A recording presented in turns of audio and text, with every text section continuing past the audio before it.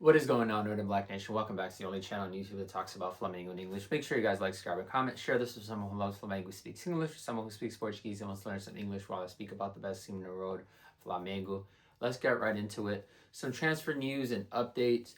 As far as Wallace Yan, he is staying in Flamengo.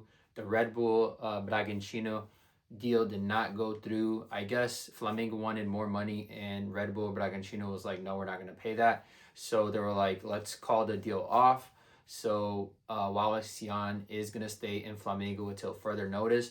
So he kind of competes with Pedro for that forward position because Flamengo is needing of a forward right now. So he really needs to step in and kind of just uh, make sure he gets that position whenever Pedro doesn't play, that he's like the second to Pedro, because Flamengo is in the market for a forward. So if he actually like locks in and performs well in games that he is called up for, I feel like Flamengo is gonna kind of reward him with more playing time and stuff like that. But he is, he's a young kid, so he needs to show Flamengo and just the department that he is a good player. He just needs to, I guess, play more, but he needs to get more minutes in.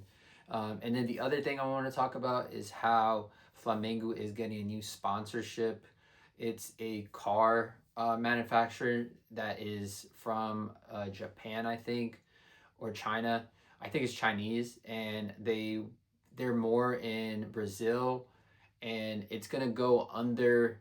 Uh, so Flamengo has their main sponsor here, so it's gonna go like under that main sponsor. It's gonna be under here because the all the betting houses might be kind of xed out from sponsorship in Brazil coming up this year.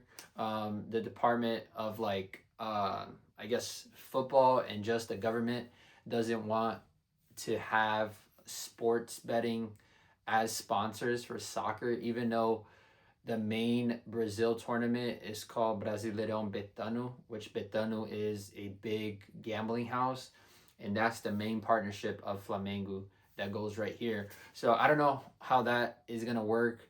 The whole like Brazilian league is called Betano, which is a gambling house. So I don't know how that works, but apparently they want to get rid of all the gambling sponsorships on teams.